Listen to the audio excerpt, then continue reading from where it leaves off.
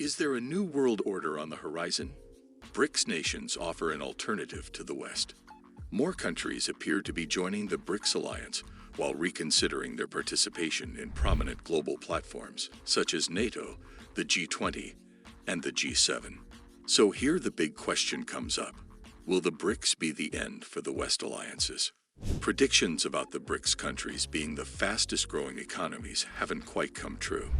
Instead, the alliance, with over a quarter of the world's GDP and around 40% of the population, is now providing a diplomatic forum and development financing outside of the Western mainstream.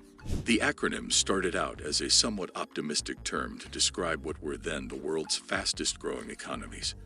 However, the BRICS nations, Brazil, Russia, India, China, and South Africa, are now positioning themselves as an alternative to existing international financial and political forums. The BRICS alliances have become the hub for the world's emerging superpowers, and NATO and G7 should start taking notes. The emerging economies founding myth has faded, confirmed Gunther Mayhold, Deputy Director of the German Institute for International and Security Affairs. The BRICS countries are in the midst of a geopolitical moment. Brazil, Russia, India, China, and South Africa are attempting to position themselves as Global South representatives, offering an alternative model to the G7. The G7 is an informal forum of the world's most advanced economies that was founded in 1975, when Jim O'Neill was chief economist at the multinational investment bank Goldman Sachs in 2001. He coined the acronym BRIC, which initially stood for Brazil, Russia, India, and China. The four countries had sustained rates of high economic growth at the time, and the BRIC label stood for economic optimism about their future.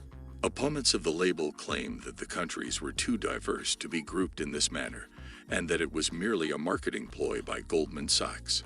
However, what began as a marketing ploy to attract investors has evolved into a platform for intergovernmental cooperation akin to the G7. In 2009, the four nations met for their first summit in Russia's Ekaterinburg. In 2010, South Africa was invited to join the group, adding the S to BRICS. The BRICS are now putting the World Bank model to the test. The BRICS nations established the New Development Bank in 2014 as an alternative to the World Bank and the International Monetary Fund, with a seed capital of $50 billion. These offers were appealing not only to the BRICS nations, but also to many other developing and emerging economies that had suffered through the IMF's structural adjustment programs and austerity measures. This is why many countries have expressed an interest in joining the BRICS group. The BRICS Bank is open to new members. In 2021, Egypt, the United Arab Emirates, Uruguay, and Bangladesh took up shares. However, these were much lower than the respective $10 billion investments made by the bank's founding members. With this, the BRICS are surely set to expand. South African Foreign Minister Naledi Pandor has stated that there is huge global interest in the BRICS group. She told TV interviewers in early March that she had 12 letters from interested countries on her desk. One is Saudi Arabia, she explained, United Arab Emirates, Egypt, Algeria, Argentina, Mexico, and Nigeria, he says. Once we've defined the criteria for lending, we'll make a decision, she said, adding that the topic would be included on the agenda for the upcoming August summit in South Africa. The most recent economic developments in BRICS member countries have little to do with the initial myths upon which the group was founded. Only China has achieved sustained and extensive growth among the five members since then. While China's GDP grew from $6 trillion in 2010 to nearly $18 trillion in 2021, India's GDP increased from $1.7 trillion to $3.1 trillion, but China grew faster. Since the start of Russia's war in Ukraine, the BRICS countries have only grown further apart from the so-called West. Sanctions against Russia are not supported by India, Brazil, South Africa, or China. This is evident in the near-historic levels of trade between India and Russia, as well as Brazil's reliance on Russian fertilizer.